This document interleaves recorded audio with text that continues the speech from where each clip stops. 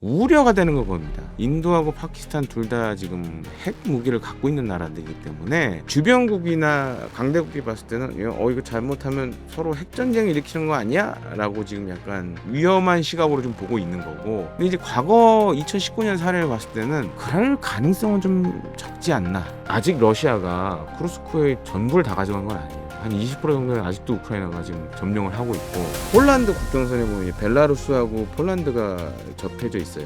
국경선을 딱 맞대고 있는데 이쪽 지역이 지금 상당히 위험하다. 발트 3국, 칼리닝그라드, 벨라루스 국경선, 여기가 다음 전쟁터가 될 수 있다.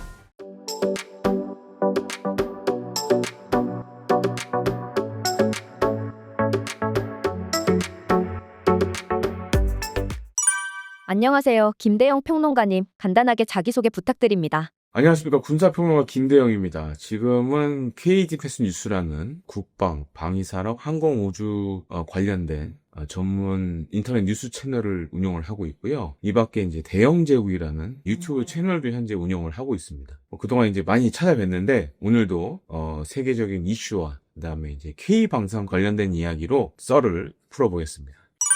인도, 파키스탄 분쟁 지역 카슈미르에서 발생한 총격전의 전면전이 일어날 수도 있다는 뉴스가 들리는데요. 분쟁의 원인은 무엇인지와 현재 상황이 어떻게 흘러가고 있는지 궁금합니다. 카슈미르라는 이름을 아마 들어보신 분들은 많지 않을 것 같아요. 근데 캐시미어라는 단어는 들어보신 분들이 많을 것 같아요. 왜냐하면 캐시미어, 우리가 이제 흔히 고급 원단, 옷 원단으로 많이 사용을 하는데 이 발생지가 카슈미르입니다. 그러니까 이 카슈미르 지역에서 나는 양의 털을 뽑아서 캐시미어를 만드는데, 그게 사실은 이제 과거에 우리가 흔히 얘기하는 비단길, 실크로드를 따라서 이게 유럽까지 흘러가게 돼요. 그러면서 굉장히 캐시미어가 고급 옷 소재로 이제 알려지게 됐죠. 뭐 이제 겨울에 아마 많이 입으시는 분들이 많을 거예요. 부피는 작은 데에 비해서 굉장히 따뜻하죠. 이제 그런 것들로 사실 이 카슈미르 지역이 유명했는데, 1947년에 인도도 우리와 같이 좀 비슷한 식민지 시절이 있었죠. 영국의 식민지였는데, 이때 독립을 하면서 지금 이 카슈미르 지역도 반으로 나눠지게 됩니다. 과거에는 인도가 큰 한 덩어리였는데 파키스탄하고 인도로 갈라지게 됐죠. 그러면서 이 카슈미르 지역이 절반이 파키스탄으로 넘어가고 절반이 인도로 가게 돼요. 근데 이 카슈미르 지역은 특징이 하나 있어요. 이슬람 신자들이 많아요. 근데 인도는 아시다시피 이제 힌두교가 많죠. 그렇다고 해서 인도가 뭐 종교를 탄압하거나 이런 건 아닙니다. 왜냐면 인도는 많은 종교들을 갖고 있기 때문에 그랬을 경우에는 또 큰 문제가 생기죠. 이제 그러다 보니까 카슈미르 지역 같은 경우에는 이제 이슬람 신자들이 많다 보니까 파키스탄은 이슬람을 믿죠. 반면 인도는 이제 힌두교를 비롯한 여러 종교들을 믿고 있으니까. 근데 이제 종교적인 문제가 굉장히 심각했어요. 카슈미르 인구 구성원 대부분이 이슬람교도다 보니까 그거와 관련된 갈등이 계속 벌어졌죠. 그리고 인도하고 파키스탄은 크게 따져보면 한 4차례 정도 전쟁을 했어요. 독립 이후에. 1, 2, 3차, 그 다음에 이제 카길 전쟁이라고 우리가 얘기를 하는데, 또 전쟁이 한 번 있었고, 근데 분쟁은 이번 포함해서 2번 있었어요. 2019년도에도 사실 비슷한 일이 한번 벌어졌어요. 근데 2019년 같은 경우에도 이번과 같이처럼 이렇게 테러가 일어나가지고, 이제 인도가 이제 막 대응을 하고 뭐 폭격을 하고 막 이랬었는데, 그래서 이제 자칫 이게 잘못 흘러가면 위험한 상황으로 가지 않을까, 그런 예상들이 지금 나오고 있습니다.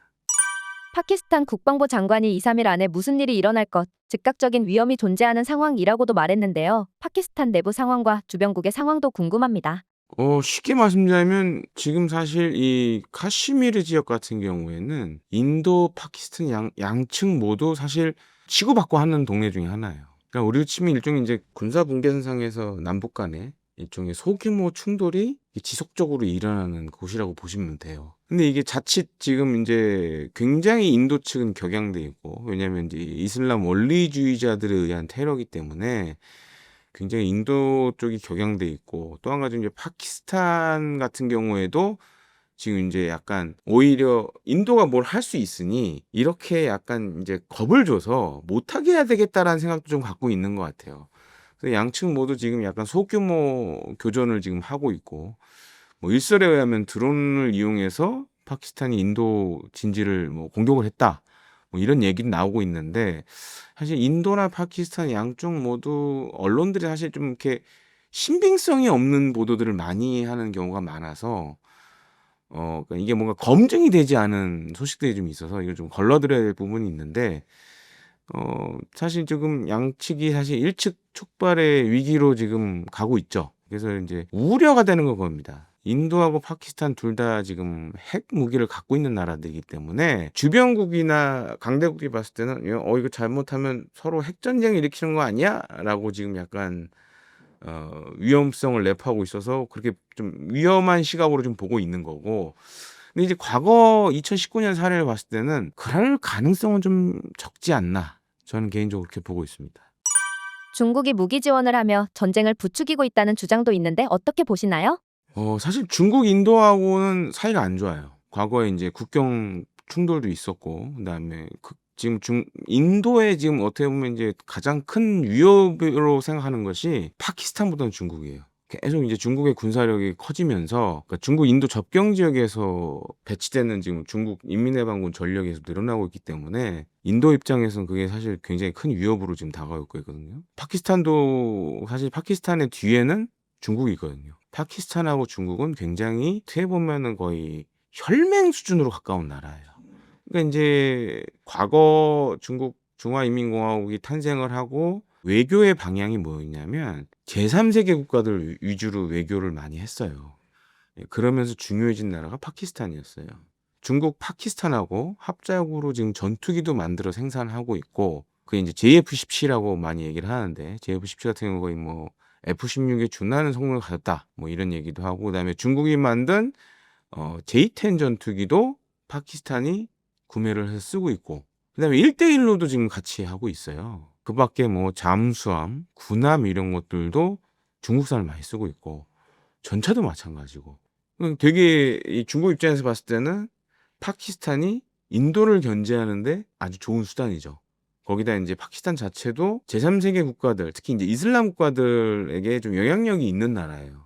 물론 이제 부유한 나라는 아니지만 중동에 있는 부유한 나라는 아니지만 그런 장점들을 좀 갖고 있거든요. 그리고 이제 중동 지역에서 뭐 UAE라든지 사우디라든지 이집트라든지 이런 나라들이 군사 훈련할 때 이렇게 같이 모여서 많이 합니다. 이슬람 국가들끼리 많이 모여서 하는데 그중에 중요한 나라가 파키스탄이에요. 그러니까 이제 영향력을 무시할 수 없죠. 그렇기 때문에 최근에 뭐 현지 매체 보도에 따르면 중국산 뭐 SH-19 차량용 자주포도 지금 파키스탄군이 쓰고 있는데 인도 접경 지역으로 막 배치를 하고 있다. 그래서 저도 이제 사진도 봤는데, 근데 이렇게 따져보면 제 3자적인 시각에서 봤을 때 중국이 파키스탄을 약간 군사 지원하는 거 아니냐 이렇게 볼 수도 있는 거죠.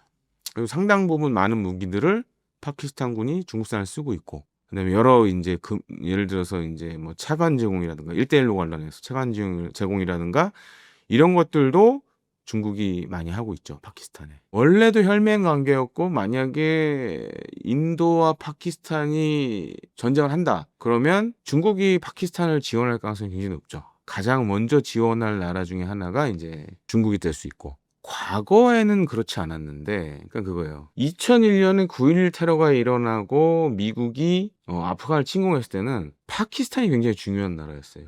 왜냐하면 아프간을 들어가는 방법이 사실 이렇게 많지가 않아요. 그 중에 하나가 이제 파키스탄을 통해서 들어가는 방법이 있는데, 그렇기 때문에 과거 2001년 9.11 테러 이후에는 미국과 파키스탄의 관계가 나쁘지 않았습니다. 근데 이제 파키스탄이 문제가 뭐냐면 지금 이번 카슈미르 지역에서 일어난 테러도 인도가 발끈한 이유가 뭐냐면 사실 이 테러 일으킨 거는 이슬람 원리주의자들이 일으켰어요. 근데 이제 파키스탄 군 정보국이 이쪽 근처에 있는 이슬람 원리주의 테러 단체들을 많이 지원을 해왔어요. 과거에 그 알카에다나 예를 들어서 탈레반 이런 테러 단체들도 파키스탄 군 정보부가 연관이 돼 있었어요. 그러니까 인도 입장에서는 이게 테러지만 저 뒤에는 파키스탄 군이 있다라고 생각을 할 수밖에 없는 거죠. 그래서 막 인도에서 만들어진 예를 들어서 이제 파키스탄하고 싸우는 영화들을 보면 그런 소재들이 엄청 많아요. 그러니까 심지어 지금 인도 내부에서는 이번 기회에 파키스탄을 손봐야 된다. 막 이런 시위도 지금 벌어지고 있고. 그런 걸 고려해 봤을 때는 인도 입장에서는 불편하죠. 그리고 이게 인도에 대한 위협이기도 하고. 근데 최근에는 이제 미국이 굉장히 중국과 사이가 안 좋아지잖아요. 그리고 이제 요즘 잘 보시면은 인도 태평양이라는 단어를 많이 사용합니다. 예, 인태 지역 이렇게 많이 얘기를 하거든요. 그래서 사실 미국에서 만든 단어예요. 중국 사람들은 그거 되게 싫어하거든요. 우리는 쓰지도 않는 걸 미국이 만든 단어를 왜 쓰냐고 이런 얘기도 하는 경우도 굉장히 많은데, 그러니까 인도가 그러면서 중요해졌어요. 그러니까 중국을 대항하기 위해서는 미국 입장에서는 인도가 손을 잡아야 되고, 그러니까 인도에서 태평양으로 해서 미국까지 이어지는 일종의 방어선이 만들어지잖아요. 그래서 지금은 오히려 미국은 파키스탄보다는 인도를 더 중요시하죠. 그리고 인도를 일종의 이제 이 인도 태평양 전략의 핵심 국가로 많이 보고 있고. 그렇기 때문에 물론 이제 대놓고 파키스탄을 그렇다고 해서 미국이 배척하는 건 아니지만, 지금 돌아가는 국제 정세를 봤을 때는 미국 입장에서는 인도가 더 중요하죠. 파키스탄보다는. 두 국가 다 핵을 보유하고 있는데 정말 전면전이 벌어진다면 엄청 위험한 거 아닌가요? 그러니까 인도, 파키스탄 양쪽 모두 일단 지금 이 카슈미르 지역에서 일어난 이 이슬람 원리주의자들의 테러 때문에 이거 잘못하면 전쟁으로 갈 수 있다라는 위기감이 있는 거고, 그러다 보니까 서로 이제 으르렁 거리는 거고. 다만 제가 봤을 때는 한다 하더라도 2019년처럼 일종의 서로 치고박는 수준의 교전 정도는 일어날 수 있는데, 이게 확전이 될 가능성 상대적으로 좀 적은 것 같아요. 물론 이제 제가 생각하는 게 틀릴 수도 있지만, 서로 이제 한 번씩 뭔가 인도도 일종의 이제 그 이슬람 원리주의자들에게 당한 만큼 보복을 할 거고, 그걸 또 이제 파키스탄이 또 어쩜 막을 수도 있고 아니면 못 막을 수도 있고, 오히려 못 막으면 못 막은 상태로 끝나는 게 더 좋을 수도 있고. 다만 이제 이게 전쟁으로 확대가 되면 제가 봤을 때 핵전쟁이 일어날 가능성은 좀 희박하다. 대신에 이제 재래식 전력을 이용한 전쟁의 가능성은 좀 있다고 보여지는데, 사실 이게 양쪽 다 핵을 갖고 있으면 어떤 문제가 생기냐면, 이게 보통 이제 전문 용어로 상호 확증 파괴라고 합니다. 그러니까 핵을 가진 두 나라들은 핵을 서로 쓰게 되면 서로 다 망하는 걸 알고 있기 때문에 그 위험성 때문에 오히려 핵을 쏠 수 없다. 그런 의미를 담고 있는데, 만약에 둘이 상대방의 수도를 향해 핵을 쏘기 시작하면 그냥 지구상에서 두 나라가 없어지는 거죠. 주변국들도 다 피해를 보고. 그렇기 때문에 그럴 가능성은 좀 적지 않나. 다만 이제 뭔가 그 재래식 전력을 이용한 충돌 가능성은 상대적으로 좀 높을 수밖에 없다라고 좀 정리를 하고 싶습니다. 그러니까 이게 사실은 제가 이제 이거 녹화하기 전에 며칠 전에 일본 히로시마에 갔다 왔어요. 근데 아마 아실 거예요. 히로시마가 인류 역사상 처음으로 원자폭탄이 떨어진 곳이죠. 그때 떨어진 게 이제 한 위력이 한 15킬로톤 정도 됐는데, 사실 두 번째 저는 갔다 왔는데 이번에도 가서 느낀 게, 정말 핵무기는 이건 쓰면 안 되는 무기구나라는 생각을 많이 가졌고, 갈 때마다 느낀 게 뭐냐면, 이제 가장 충격적으로 오는 게 그 원자폭탄이 떨어졌던 폭심지, 그러니까 폭발한 지역이 이제 그 유물들이 지금도 이제 보존이 돼 있는데, 제가 가서 가장 충격적으로 본 것 중에 하나가 뭐냐면, 다른 무기들 같은 경우에도 물론 그런 경우가 있지만 원자폭탄은 터질 때 사실은 이제 엄청난 고온과 폭풍이 몰아치잖아요. 실제로 이제 히로시마 거기 이제 가면 이제 기념 공원이나 이제 자료관 이런 것들이 있는데, 가서 가장 놀란 게 뭐냐면, 이게 사람이 터지자마자 죽었는데 시체가 없는 거예요. 없고 이렇게 벽에 검게 이렇게 죽은 흔적만 남아 있는 거야. 그러니까 다 타버린 거야. 없는 거예요, 그냥. 그 흔적만 남아 있는 거야. 근데 그것도 제가 2019년에 갔을 때는 조금 그래도 잘 보였는데, 세월이 제가 한 4년, 5년 만에 갔는데 많이 색깔이 좀 이렇게 없어졌더라고요. 그거 보면서 이거 굉장히 진짜 무서운 무기다. 그다음에 이제 원자폭탄 폭발에 의한 일종의 2차 피해들도 굉장히 많잖아요. 방사능에 의한 피해라든가 뭐 화상이라든가. 그다음에 이제 지금 히로시마는 사실 이제 시내 중심부 자체가 사실 없어졌기 때문에 다시 다 만들었거든요. 그래서 이제 그런 걸 보면서 이게 정말 끔찍한 무기구나. 그다음에 이제 증거라는 게, 예를 들어서 이제 물론 이제 그때 폭발 당시 유물들을 잘 수집을 해서 이제 보관을 해놓고 뭐, 그래서 지금 이제 공원도 만들고 뭐 이랬는데, 예를 들어서 뭐 유리라던가 이런 것들 막 좀 떨어진 곳인데도 다 녹아서 정말 이렇게 수정체 마냥 이렇게 돼 있고, 굉장히 좀 충격적이죠. 혹시 이제 구독자분들이나 시청자분들 중에도 혹시 기회가 되셔서 일본을 가신다 그러면 히로시마 가서 한번 보시면 이게 핵무기가 정말 어떤 건지, 사실 모르잖아요, 우리가.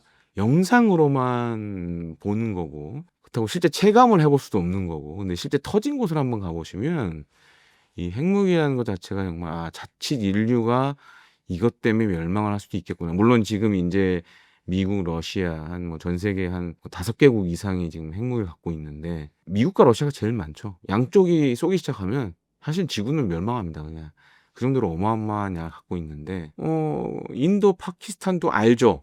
서로 쐈을 경우에 어떤 결과가 나오는지. 그렇기 때문에 제가 봤을 땐 핵까지 가진 않을 것 같아요. 그건 마지막 수단인 거지. 누군가 만약에 쏜다면 대응할 수 있는 수단인 거지. 그걸 만약에 선제 타격에 사용한다라는 거는 그건 북한의 김정은이도 생각하기 힘든 거예요. 보셨잖아요. 실제로 이제 우크라이나 전쟁에서 푸틴이 마치 쓸 것처럼 얘기를 계속했지만 못 썼잖아요. 지금도 못 쓰고 앉아 있고. 이제 이런 걸 고려해 보면 핵무기라는 게 사용이 쉽지 않다라고 좀 말씀을 드리고 싶습니다. 트럼프가 바티칸 회동에서 젤렌스키를 만난 후에 확 돌변했다고 하는데 현재 러우 전쟁 상황은 어떻게 흘러가고 있나요? 약간 제가 봤을 때 이제 트럼프 대통령이 오판을 하는 것 같아요. 그러니까 자기가 하면 약간 다 될 줄 알고 처음에 이걸 시작을 했는데 문제는 이 푸틴이 됐든 젤렌스키가 됐든 협상 테이블을 끌고 나와야 되잖아요. 근데 지금 서로 자기네가 휴전을 했을 때 자기네가 챙겨야 되는 이득 부분이 다 있잖아요. 굉장히 민감한 문제입니다. 이건 뭐 6.25 전쟁 때도 마찬가지였고 가장 첫 번째로 중요한 게 지도에 선을 그어야 되잖아요. 종전을 하려면. 근데 지금은 이 선 긋는 것도 아직은 시작을 못 했어요. 그리고 협상 테이블에 끌고 오는 것도 지금 쉽지 않아요. 그리고 뭐 아시다시피 이제 몇 달 전에 젤렌스키가 백악관 가서 이제 하여튼 안 좋았잖아요. 근데 반대로 젤렌스키는 그렇게 돼서 반대 급부를 얻었어요. 유럽 국가들이 전부 다 이제 봤잖아요. 트럼프 저렇게 하는구나. 이제 유럽 젤렌스키가 들어가니까 야, 우리가 없는 살림이라도 해서 도와줄게. 걱정하지 마.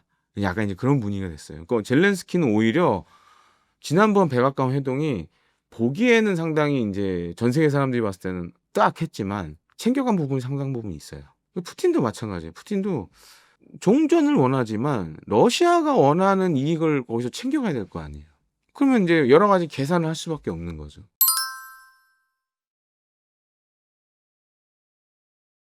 그러니까 지금 트럼프 대통령 입장이 예를 들어서 이제 몇 달 전까지만 해도 푸틴을 막 이렇게 해서 좀 끌고 나오려고 했는데 푸틴이 약간 이제 됐어 이렇게 돼버렸고 그래서 젤렌스키를 팽했는데 어라 이 푸틴이 말을 안 듣네 그러다가 다시 젤렌스키를 찾아 이제 또 만난 거고 약간 이제 중간에 껴서 오도 가도 못하는 상황이 약간 된 것 같아요. 그래서 이게 쉽지 않겠구나. 뭐 이제 대선 후보 시절에는 자기가 뭐 금방 끝내겠다 뭐 이런 식으로 얘기를 했지만 말처럼 쉽지 않다 이게. 저는 그래서 이게 잘못하면 오히려 더 시간을 끌 수밖에 없다 이게 지금. 올해 안에 안 끝날 수도 있다 이거. 그렇게 보기도 하는데 그러니까 이제 푸틴 입장에서는 지금 이제 점령하고 있는 지역을 어떻게 됐든 이게 러시아 걸로 만들어야 되는 게 있고 그다음에 이제 또 한 가지로는 우크라이나가 그렇게 되면 이제 푸틴이 원하는 것 중에 하나가 전쟁 수행 능력 자체를 없애버리는 걸 원해요. 그러니까 군사력을 가지고 있지 마라. 그거예요. 물론 이제 지금 이제 트럼프 미 대통령 얘기했지만 뭐 나토 가입이라든가 EU 가입 이런 건 안 된다라는 것도 같이 안에 들어가 있고. 근데 이제 우크라이나 입장에서 다시 생각해 보면 이렇게 우리가 많은 희생을 치르면서 지금 전쟁을 벌이고 있는데 그에 상응하는 예를 들어서 우크라이나의 미래의 안보에 관련된 담보라든가 하나도 지금 뭐 나오는 게 없잖아요. 특히 이제 트럼프 대통령은 그런 거 안 해주려고 그러고 그러면은 사실 전쟁을 끝낼 필요가 없죠. 그러니까 이게 계속 이제 평행선을 긋는 거예요. 이게. 달려가는 거예요. 그러다 보면 말처럼 쉽지 않다. 이게 저는 장기화 가능성을 충분히 보고 있거든요. 그리고 이제 유럽 국가들도 우려하는 것 중에 하나가 우크라이나 전쟁을 잘못 종전하면 그 피해를 유럽이 떠안는다라고 생각을 하고 있기 때문에 그런 측면에서 이제 앞서도 말씀드렸죠. 야, 우리가 없는 살림에라도 도와줄게. 그리고 지금 이제 유럽 연합에 묶여 있는 러시아 여러 가지 제재를 당하면서 이제 묶여 있는 돈들이 굉장히 많아요. 그 돈 가운데서 이자 소득만 챙겨서 우크라이나에 줘도 계속 싸울 수 있어요. 그리고 지금은 포탄 뭐 이런 게 중요한 게 아니에요. 드론만 많이 만들면 돼. 그냥. 아주 전쟁이 점점 더 심플해지고 있어요. 그러니까 포탄도 필요 없어요, 지금은. 그래서 우크라이나 지금 드론 계속 만들고 있고 또 한 가지로는 유럽 내에서도 자체적인 그 우크라이나 군이 필요로 하는 여러 가지 무기들을 생산할 수 있는 능력을 계속 키우고 있고, 이 때문에 양쪽이 원하는 그거를 잘 중재를 해서 뭔가 안이 나와야 되는데 이게 쉽지 않을 거라는 거죠. 그러니까 양쪽 다 자기 마음에 안 들면 파토 내는 거고. 우리도 사실 6.25 전쟁을 휴전으로 맺는데 그런 과정들이 굉장히 많았거든요. 그리고 이제 전선 자체도 지금 사실은 이제 지난해 8월에 우크라이나가 쿠르스크로 쳐들어가고 그다음에 올 초에 다시 뺏기고 그랬지만 아직 러시아가 쿠르스크의 전부를 다 가져간 건 아니에요. 한 20% 정도는 아직도 우크라이나가 지금 점령을 하고 있고, 반면에 우크라이나 군도 다른 지역에 대한 공세를 하고 있고, 그러니까 아직도 이게 전선이 치고받고 하는 형상이지, 쿠르스크를 저렇게 다시 재탈환했다고 해서 다시 누군가 이게 러시아가 이렇게 큰 예를 들어서 군사 작전을 벌일 수 있는 그런 또 여력은 없고, 그러니까 전선을 지키는데 좀 급급한 상황이고, 우크라이나도 상황은 비슷하고, 그러다 보니까 쉽지 않죠 이게. 지금은 약간 제로섬 게임이 되고 있어요. 이제 서로 그래 한번 죽을 때까지 싸워보자라는 형식으로 가고 있기 때문에 그런 점으로 봤을 때는 오히려 과연 저게 올해 안에 끝날 수 있을지도 사실 좀 의문인 상황이에요. 그러니까 이제 미국의 중재력이 그만큼 빚을 발해야 되는데 아직은 그렇지는 않은 것 같아요. 트럼프 대통령이 원하는 것은 러우 전쟁을 빨리 종전시키고 나서 중국을 압박하는 것일 텐데요. 러우 전쟁이 장기화되는 것을 가만히 지켜보고 있을까요? 트럼프 대통령의 약간 특이점 중에 하나가 일단 지르고 봐요. 일단 지르고 보고 보시면은 근데 그렇게 중요한데 보면 요즘은 이제 예멘이라든가 뭐 이란에 대한 압박을 오히려 더 가중시키고 있잖아요. 그런 측면에 봤을 때는 너무 많은, 그리고 이제 뭐 관세라든가 뭐 군사적 행동도 지금 하고 있고 여러 가지들을 지금 하는 걸 보면 약간은 지금 우선순위에서 벗어난 게 아닌가라고 좀 보여지기도 하고, 그렇기 때문에 이제 그렇게 보면 한 일찍 끝날 수 있을까? 시간이 좀 더 걸릴 것 같기도 하고, 말처럼 쉽지 않다라는 거죠 결론적으로는. 러시아와 푸틴의 목적은 우크라이나를 교두보 삼아서 유럽 쪽으로 영향력을 넓히는 거라고 볼 수 있을까요? 그러니까 지금 유럽 각국들이 우려하는 것 중에 하나가, 만약에 우크라이나 전쟁이 이상한 방식으로 종전이 되면 또 푸틴이 전쟁을 일으킬 수 있다라는 얘기들이 많이 나와요. 심지어 지금 이제 러시아 군이 전쟁 초기 뭐 이유만 하더라도 이 우크라이나 전쟁에 거의 몰빵을 했지만 지금은 안 그래요. 지금은 오히려 전력을 많이 아껴두려고 그래요. 그러니까 대표적으로 이제 해공군 전력, 뭐 전투기라든가 군함은 최대한 안 쓰고 있어요. 지상 병력만 계속 쓰고 있어요. 뭐 전차 장갑차도 소모가 되긴 하지만 계속 만들어서 찍어내고 있어요. 그러니까 이게 다음 전쟁을 준비하는 거 아니냐. 그런 얘기들을 유럽의 각 나라들의 여러 이제 외교 안보 싱크탱크들도 전망을 하고 있고, 제가 봤을 때 좀 그런 것 같기도 하고. 그래서 이제 그러니까 유럽이 원하는 건 그거죠. 아니 그럴 바에는 그냥 계속 싸워서 쟤네를 소모시키는 게 낫지. 굳이 빨리 종전해봤자. 그다음에 올해가 이제 굉장히 중요한 해예요. 많은 분들이 모르시는데 제2차 세계대전이 종전된 지 80주년이 되는 해입니다, 올해가. 근데 지금 유럽 상황을 잘 보세요. 푸틴이 또 한 번 전쟁을 일으키면 제3차 세계대전이 일어날 수도 있어요. 그렇기 때문에 유럽은 혹시 있을지 모를 푸틴의 이 유럽 침공에 대비해야 된다라는 목적도 강하고, 그렇게 되면 쉽게 안 끝나겠죠, 이제. 그래서 이제 다음으로 이제 많이 언급되는 전장은 그 이제 폴란드하고 발트 삼국 그 근처에 보면 이제 칼리닝그라드라고 있어요. 거기가 많이 이제 다음 전쟁터가 거기일 거다. 발트 삼국과 칼리닝그라드가 될 거다. 그다음에 이제 폴란드 국경선에 보면 이제 벨라루스하고 폴란드가 이렇게 접해져 있어요. 국경선을 딱 맞대고 있는데 이쪽 지역이 지금 상당히 위험하다. 발트 삼국, 칼리닝그라드, 벨라루스 국경선, 여기가 다음 전쟁터가 될 수 있다. 그래서 지금 폴란드 같은 경우 잘 보면 이 벨라루스 국경지대에다가 일종의 요새화 작업을 하고 있어요. 뭐 지뢰도 지금 다시 묻으려고 그러고, 그다음에 우리 이제 군사분계선처럼 철조망 지역도 만들고, 그다음에 장애물도 만들고, 지뢰도 깔고, 그다음에 이제 우리나라에서 들여온 뭐 K2 전차라든가 K9 자주포, 천무 이런 것들도 다 그쪽에 배치합니다. 지금 보면은. 그래서 폴란드는 지금 준비를 하고 있어요. 발트 3국 국가들도 마찬가지.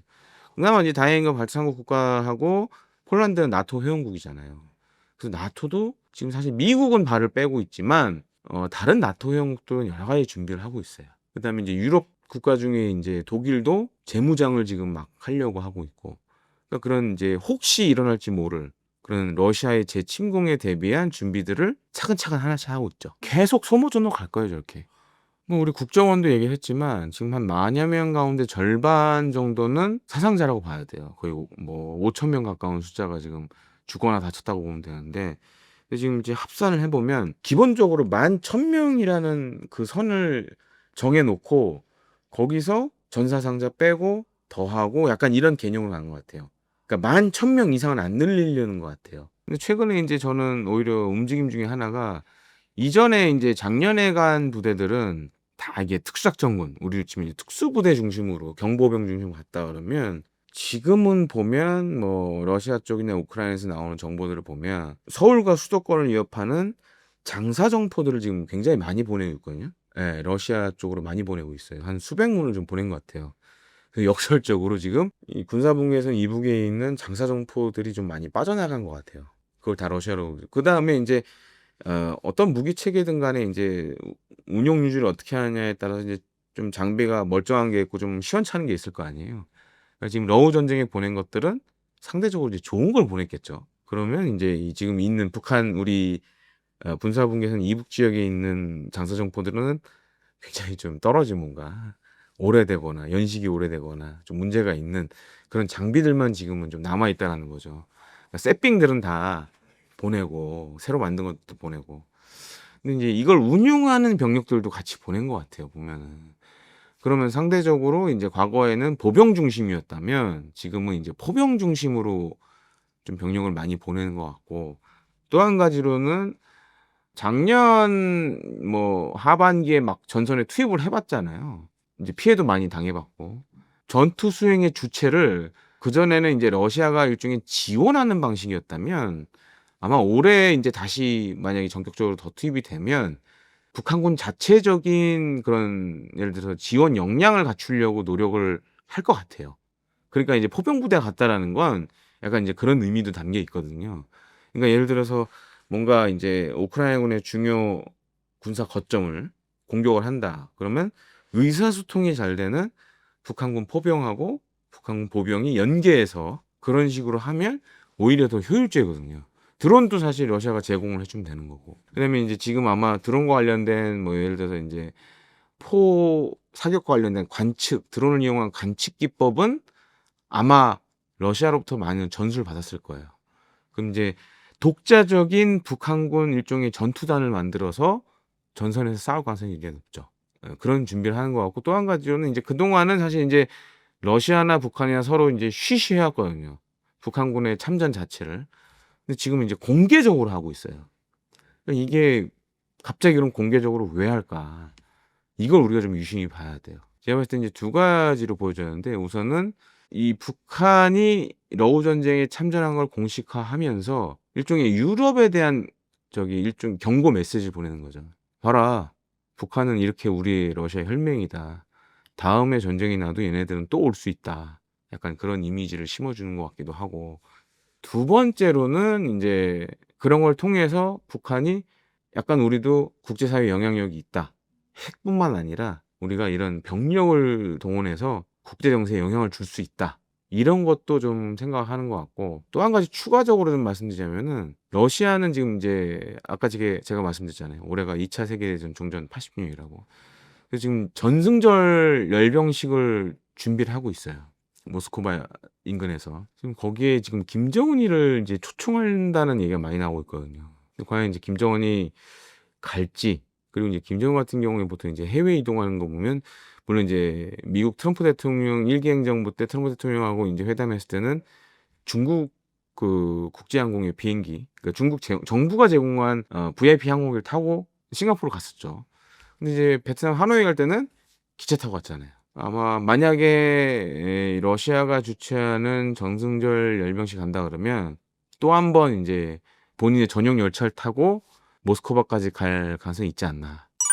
러우 전쟁이 종전이 되면 푸틴이 김정은을 팽한다는 의견도 있는데요. 어떻게 생각하시나요? 저는 그럴 가능성은 적다고 봐요. 그다음에 이제 지금 나가 있는 저 북한군들도 아마 오랜 기간, 우리가 생각하는 것보다 오히려 길 수도 있어요.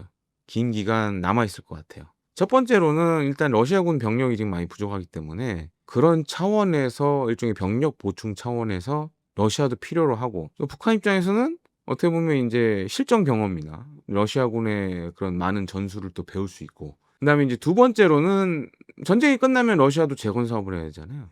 그러면은 재건 사업하는 데 사용될 수도 있고 지금도 사실 뭐 북한의 중요한 외화 수입원이 중에 하나가 지금 파병된 병력들이거든요. 매달 인제 아마 월급을 계속 줄 텐데 그럼 그게 인제 뭐 루블화가 됐든 달러가 됐든 아니면 자원이 됐든 북한 입장에서는 굉장히 가치 있는 거잖아요. 그런 차원에서 저는 '전쟁이 끝나도 한 몇 년 정도는 더 있을 것 같다.' 저 사람들이. 그리고 북한 당국 입장에서 봤을 때 김정은 입장에서 봤을 때 빨리 와 봤자 도움이 안 돼요. 와 봤자 인제 러시아라는 어떻게 보면 좀 북한보다는 그래도 덜 폐쇄된 사회에 있었기 때문에 자유를 맛봤잖아요. 어떻게 다시 돌아가겠어요. 돌아가면 오히려 체제 불안 요소가 되는데. 김정은 입장에서도 계속 거기 있는 게 좋죠. 그러니까 러시아에 계속 있으면서 예를 들어서 이제 "군 병력이 필요 없다." 그럼 재건 사업하면 되고 그다음에 건설 현장 노동자로 써도 되고 아니면 공장 노동자로 써도 되고 사용할 때야 무궁무진하죠. 그러니까 인제 김정은 입장에서는 일석이조 삼조 이상이죠 저게.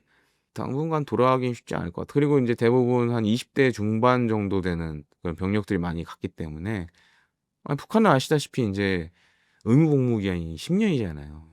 그럼 한 10 년을 러시아에서 이제 꽉 채우고 가는 거죠 인제. 예를 들어서 인제 뭐 북한에서 한 2-3년 했던 병사들이 많이 갔으니까 러시아에서 꽉 채우고 들어가면 되는 거죠. 얼마나 그러면은 김정은 입장에서 좋겠어요. 오랜 기간 동안 거기서 외화벌이하고 거기 인제 그 나가 있는 그 북한군 병사들도 북한에 있는 것보다는 잘 먹잖아요. 여러 가지 장점이 있는 거죠.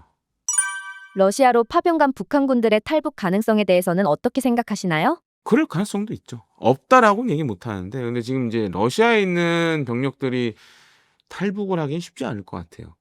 인제 뭐 한 2 중 3 중의 감시를 받고 있고 더군다나 인제 과거와 달리 지금 러시아에서 탈북한 사람들 그거를 인제 러시아 정부가 과연 허용을 해 줄지 그 부분도 있기 때문에 과거처럼 러시아에서 이렇게 나온다라는 건 탈북자가 생긴다라는 건 쉽지 않을 것 같습니다. 김정은이 북한의 주요 병력을 러시아로 이동시킨 것은 북한이 적화 통일을 포기했다고 볼 수도 있는 걸까요? 김정은이 지난해부터 이국가론 들고 나왔잖아요. 지금은 대한민국을 동포라고 라는 개념이 없어졌어요. 김정은 머리에서 없어졌기 때문에 그냥 이제 지금처럼 그냥 갈라져 살자. 그러니까 북한 관련된 최근 자료들 보면 지도에서 남한을 없애버린 게 되게 많아요. 아예 우리의 흔적 자체를 없애버린 자료들이 많아서 지금은 그렇게 생각을 좀 덜 하는 것 같아요. 그리고 지금 여력이 안 되고 일단은. 그래서 그런 것들을 총체적으로 고려해서 러우 전쟁에 개입을 한 게 아닌가. 한다 그래도 인제 예전처럼 뭐 '남한을 적화 통일해야겠다.' 이런 것보다는 아마 인제 우리가 흔히 얘기하는 국지 도발 개념 뭐 서북도서라든가 이런 국지 도발 개념을 최악의 경우는 고 정도까지는 생각을 하는 것 같은데 과거 뭐 인제 뭐 할아버지 때나 아버지 때처럼 그런 거는 인제 더 이상 생각을 안 하는 것 같아요.